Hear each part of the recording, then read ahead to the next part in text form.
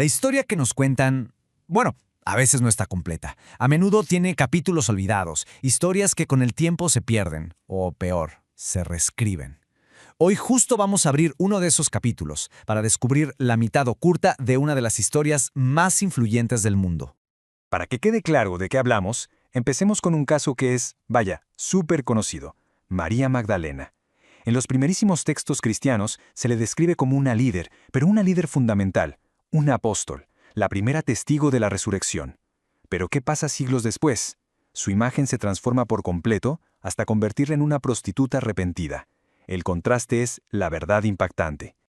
Y aquí es donde uno se pregunta, ¿no? ¿Qué pasó en el camino? Este cambio tan drástico en la percepción de María Magdalena no es un hecho aislado para nada. Es más bien la punta del iceberg de una historia mucho más grande sobre el verdadero papel de las mujeres en los orígenes del cristianismo. Bueno, vamos a desmenuzar un poco cómo ocurrió esta distorsión. El caso de María Magdalena nos va a servir como guía para entender un proceso que, al final, silenció a muchas otras líderes. A ver, esto no fue algo que pasó de la noche a la mañana. Fue una reinterpretación lenta, muy gradual, que se fue consolidando por ahí de los siglos VI y VII. Mucho de esto se debió al Papa Gregorio Magno, que era una figura súper influyente. Lo que pasó fue que primero se identificó a María de Betania con una pecadora anónima. Luego, por otro lado, se identificó a María Magdalena con esa misma María de Betania. ¡Pum! Se fusionaron tres figuras distintas en una sola. Y en el proceso, su rol original de liderazgo quedó totalmente eclipsado. Ok, entonces, si esa es la versión, digamos, editada de la historia, ¿cuál es la original, la real? Vamos a quitar ese velo de la tradición posterior y a ver qué nos dicen las fuentes más antiguas sobre los roles que las mujeres de verdad desempeñaron. Y aquí es donde la cosa se pone súper interesante, porque lo que encontramos en las fuentes más antiguas es de todo. No estamos hablando de seguidoras pasivas, sino de mujeres con un liderazgo activo y muy visible. Eran patronas, misioneras, maestras, ministras. Vaya, eran el motor financiero, espiritual y organizativo de todo el movimiento. Para entender bien su influencia, hay que pensar en algo clave.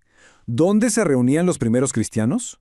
Olvidémonos de catedrales o templos. El cristianismo primitivo era un movimiento que se vivía en las casas, en lo que se conoce como iglesias domésticas. Estas iglesias domésticas eran, pues, el corazón de la comunidad. Eran centros donde pasaba de todo, desde el culto y la enseñanza hasta organizar la misión y cuidar a los más necesitados. ¿Y quiénes estaban a menudo al frente de estos espacios? Exacto, las mujeres.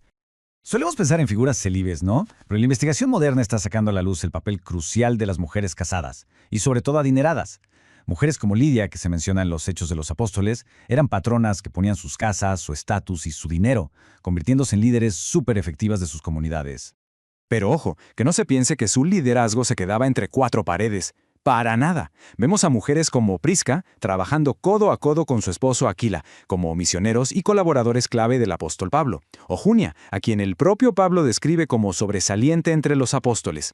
Eran parejas misioneras, equipos en los que la mujer participaba activamente en la evangelización.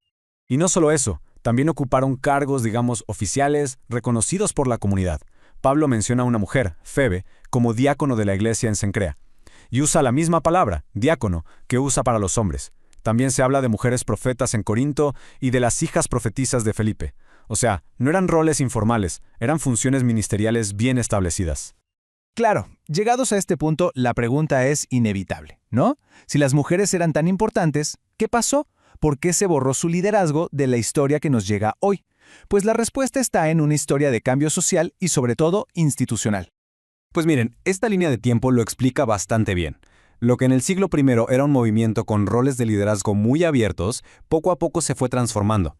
Conforme la iglesia se fue haciendo más grande, más institucional, sobre todo después de convertirse en la religión oficial del Imperio Romano, pues empezó a adoptar las estructuras patriarcales de la sociedad que la rodeaba. Es que aquí está la clave de todo. El carácter igualitario del cristianismo primitivo era pues súper revolucionario para la época, era contracultural. En el mundo greco-romano, la idea de mujeres con autoridad pública se veía como una amenaza al orden social. De hecho, los críticos paganos se burlaban de los cristianos justo por el poder que le daban a las mujeres.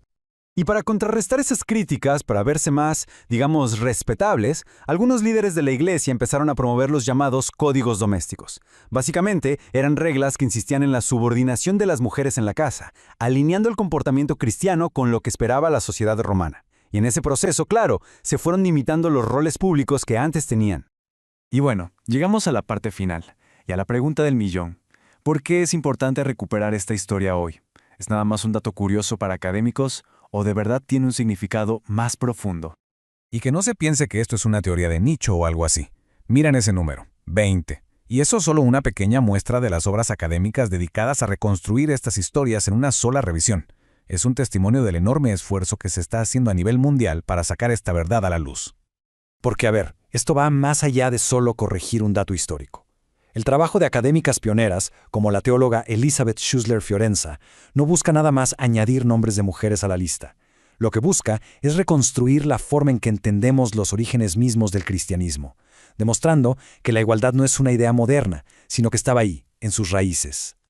Al final del día, ¿qué ganamos con recordar esta mitad oculta de la historia? Pues primero, una imagen mucho más completa y fiel a la realidad. También nos enseña a ser más críticos con las historias que nos han contado. Y sobre todo, nos da modelos de liderazgo femenino que han estado ahí desde el principio, nomás esperando a que los redescubramos. Y con esto cerramos, con una pregunta que queda en el aire. Cuando volvemos a poner a las mujeres en el centro de la historia, no solo estamos cambiando el pasado, inevitablemente abrimos nuevas posibilidades para el presente y para el futuro. La historia, al parecer, nunca está del todo escrita.